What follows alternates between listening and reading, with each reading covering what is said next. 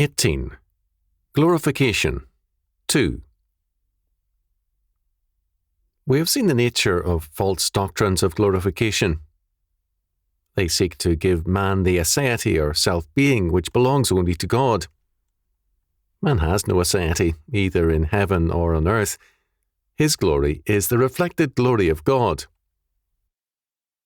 Scripture speaks often of glory with respect to men. That is, 1 Corinthians chapter 15 verse 43, 2 Corinthians chapter 3 verse 18, etc. The meaning of these references can best be summed up, perhaps, in these three. I am the Lord, that is my name, and my glory will I not give to another, neither my praise to graven images. Isaiah chapter 42 verse 8. Thou, O King, art a King of kings, for the God of heaven hath given thee a kingdom, power, and strength, and glory. Daniel chapter 2 verse 37. And there was given him dominion and glory and a kingdom, that all the people, nations, and languages should serve him. His dominion is an everlasting dominion, which shall not pass away, and his kingdom that which shall not be destroyed. Daniel chapter 7 verse 14. Two of these three verses are from Daniel, which is in part a commentary on glory, man's attempts to seize it, and God's total right to and control of all glory. In Isaiah chapter 42 verse 8, first we see God's absolute and total claim to and possession of glory. It is God's attribute and being. None possess it of themselves other than the triune God, and none are given the glory of God as an attribute or possession.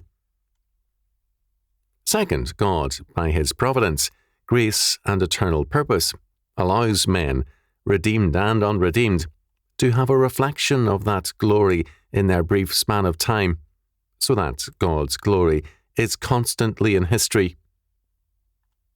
Men, good and evil, hold the stage briefly and claim that glory for a time, and then pass on. Third, the glory that God gives to all creation is summed up in and conferred upon God's second and last Adam, the Messiah. He, the Anointed One, holds in his person the glory of God and the glory of his creation. He therefore possesses the everlasting kingdom and an everlasting dominion. He is the glory of God.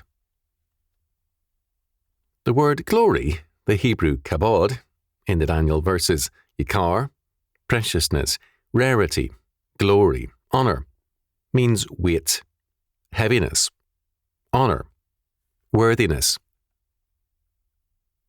This fact calls attention to a distinction of very great importance. Neoplatonism sees pure spirit as the ultimate and highest being, whereas matter is lesser and inferior. Our ideas of God, heaven, and glory are coloured by Neoplatonic concepts. On the other hand, the Bible declares in the ascription of absolute glory to God alone that the ultimate in weight, heaviness, or worthiness is a person of God. To grasp this idea even dimly is difficult for minds saturated with Neoplatonism. However, no more than to believe in a spiritual doctrine of God means to believe in a ghost, does a belief in God as the ultimate and absolute glory require us to believe in a limited physical being. But this is not all. From beginning to end, the Bible speaks of the glory of God, that is, of his weight, of the fact that he is alone the ultimate and absolute glory or weight. Clearly, such an emphasis can lead to a limited and physical view of God and his self-revelation, just as the spiritual view leads to the ghostly view. Our Lord corrects this physical view in his teachings to the Samaritan woman. God is a spirit, and they that worship him must worship him in spirit and in truth. John chapter 4, verse 24. Thus, ultimacy and glory and spirit are both ascribed to God. Moreover, God's glory is not only weight, but spirit. Hence, the revelation of God's being, nature and presence comes with physical or material manifestations as well as spiritual ones. The two are one in Him. Hence, too, the great manifestation of the glory of God is in the person of the incarnate Christ, who is conceived by the Holy Spirit and born of the Virgin Mary. In the Old Testament, God's manifestation of Himself and of His glory is accompanied by thunder, earthquakes, a pillar of fire and of cloud, and more. Exodus chapter 16, verse 7, verse 10, chapter 24, verses 15 to 18, etc. In the New Testament, it is incarnate in Jesus Christ and is manifested in miracles which establish the fact that the ultimate being is present to rule over all things and to alter them at will. On the Mount of Transfiguration, Moses and Elijah appear in glory to set forth the fulfillment of the glory of the law and the prophets in Christ's atonement. Luke chapter 9, verse 31. And in the resurrection and ascension, whereby God's glory reveals itself in the destruction of sin and death, and in full dominion over all creation. Matthew chapter 28, verses 18 to 20, Luke chapter 24, verse 26, Acts chapter 3, verse 13, chapter 7, verse 25, Romans chapter 6, verse 4, 1 Timothy chapter 3, verse 16, 1 Peter chapter 1, verse 21. Our Lord's second coming will openly reveal His glory to all men. Mark chapter 8, verse 38. We have seen that God is He who is Spirit as well as glory. It is important now to understand how Scripture uses the word Spirit. Our Neoplatonic presuppositions lead us to contrast spirit with matter, a contrast which is Hellenic, not biblical. In Scripture, the contrast is between spirit and death. God is not spirit nor matter in any Neoplatonic sense. He is uncreated being, uncreated life, the creator out of nothing of all things in heaven and earth.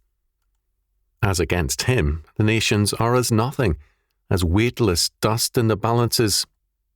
Isaiah chapter 40, verse 15. Before Him who is the glory or weight in His own being. Thus, Paul, in 2 Corinthians chapter 3, verses 6 to 11, speaks of the fact that sin is death, and the letter or ministration, that is, the judgment of the law against us, is death. As against this ministration of death, which, because of sin, the law works in all of us, the Spirit giveth life. 2 Corinthians chapter 3, verse 6. Because the Holy Spirit is life, absolute life.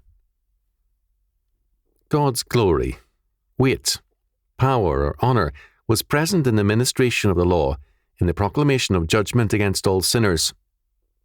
This being the case, how shall not the ministration of the Spirit be rather glorious, in a far greater sense? 2 Corinthians chapter 3, verse 8. There is thus a glory in judgment, and a greater glory in the giving of life. Thus, the work of the redeemed is clearly set forth. Glorification begins with our redemption. If our glorification is deferred to heaven, then our life here is one which leads to reprobation, for we have separated ourselves from both the law and the grace of God. We have here, therefore, a calling which is glorification in process. Its aspects include, first, the ministration of the law.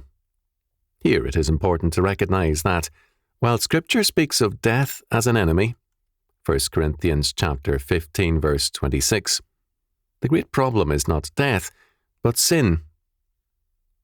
Death is an aspect of God's judgment on sin. Because God's justice requires it, the ministration of death, 2 Corinthians chapter 3, verse 7, is a legitimate and godly ministry. All law enforcement, all chastisement, discipline, pruning, training and directing is an aspect of this kind of administration. For men to slight or underrate this ministry is to sin against God. Second, there is a ministration of life, the proclamation of the gospel to all the world. Here, the glory of God is more fully revealed, but this ministry rests on God's law or justice, and the fact that God's justice is satisfied in the atonement of Jesus Christ. Third, the law is not excluded from the ministration of the gospel. Rather, the law is divided into a, quote, ministration of condemnation and a ministration of righteousness or justice. 2 Corinthians chapter 3, verse 9. The life of faith is a life of justice or righteousness, so that the law is death to the ungodly, but the way of life or sanctification to the redeemed. Fourth, our glorification in process included knowledge of the Lord, and of all things in the Lord. Paul declares, God, who hath commanded the light to shine out of darkness, hath shined in our hearts, to give the light of the knowledge of the glory of God in the face of Jesus Christ. 2 Corinthians chapter 4, verse 6. Man cannot be negligent in his task. God has created man with glory and honour, Psalm 8, verse 5, and ordained man to have dominion over God's creation, Psalm 8, verse 6, Genesis chapter 1, verses 26 to 28. This calling of man Christ fulfilled, Hebrews chapter 2, verses 6 to 9. Man now has the duty, as a member of Jesus Christ, and as his faithful covenant man, to discharge this calling to dominion, which is his God-ordained glory and honour. The glorification of man thus begins in time.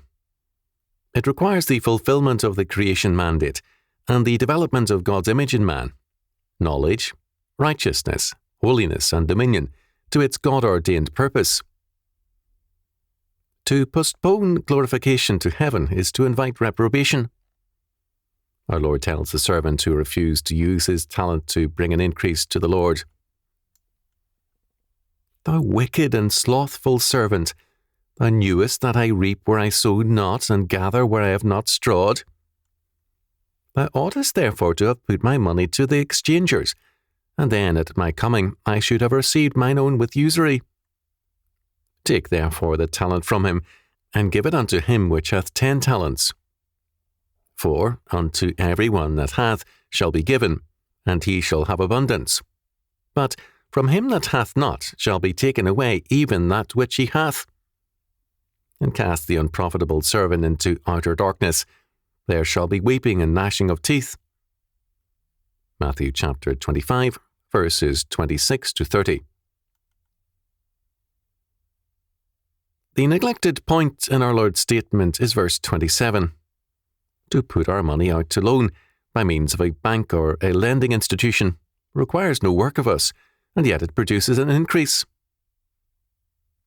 The plain implication is that, as effortless as drawing interest from a bank deposit is, so effortless is a minimal amount of results for a redeemed man.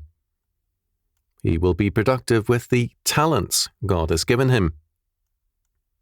To be unproductive is to be dead. Hence the servant is called wicked, slothful, and unprofitable. Being dead, he belongs with the dead, in utter darkness. Hell is life stripped of all God's glory. This is its horror and loneliness. It is isolation from God, who is spirit, and therefore life, and hell is thus death itself.